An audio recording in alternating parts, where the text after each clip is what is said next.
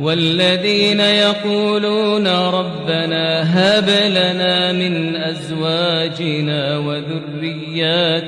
قرة أعين وجعلنا للمتقين إماما أولئك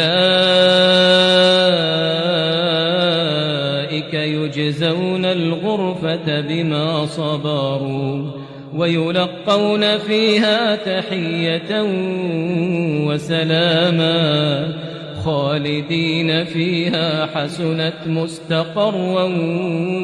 ومقاما قل ما يعبأ بكم ربي لولا دعاؤكم